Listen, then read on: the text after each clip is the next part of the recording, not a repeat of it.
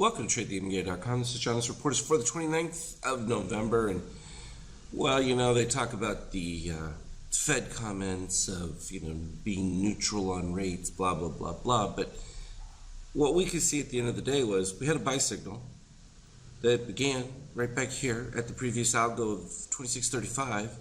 We got up to the 23% the previous day, and everything still looked good from a buy standpoint. And then pre-market, we were over the 23%, and as we pointed out, there was nothing in the way from the 23%. Once we got, I even mentioned this, a little high rate there around 96 range, and that's what we were at the pre-market.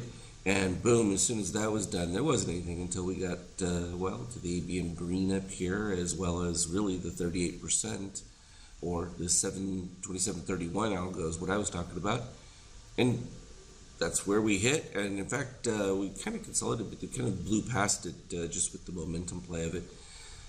We're likely to see a possibility of retraces as much as a half of this kind of move, simply because this was tons of short covering, and then those who couldn't see what was coming were blown away. Everybody else, which maybe was only a handful of people, were expecting it, including those that actually had applied the money in the leveling out right here that we could see, and this push, because that's how they make their return.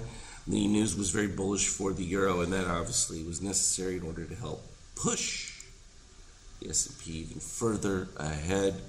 And a little bit of decay in bonds as money flew from safety into that risk as things were just starting to explode. There's no change in oil, and there's not going to be that kind of shakeout reading, at least for some time. We're in some major cataclysm. It's not horrible news for gold, because it's kind of an indication that things may be turning back to normal, and people can expect realistic valuations on commodities. So we started off, again, elevated from the previous run. If we scroll back just a little bit more, we can see what that looked like. So it was a nice solid uptick that continued. Then boom, we got a little bit of midday weakness as things were softening in there, but all it was just a return back to fill in some of these positive extremes. Put everything right back into perspective as we were right at pretty close to the daily 23%, which was the retrace there. So all we did was come back to the daily 23% on that. They'd been accumulating throughout this entire move. Dip below the red line of the orange, comes all the way right in here. Well, what's the value on that? 2687 range. Perfectly consistent with it. We get a little teeny spike up above, and then just boom, bonkers, as we exceed plus 13.5 with the red DOC right through there beautifully. And then they just started to do a little flattening out accumulation.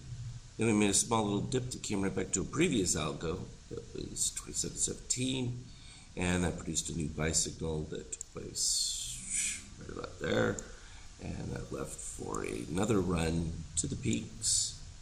Consolidated, retraced 50% of that, created another buy signal.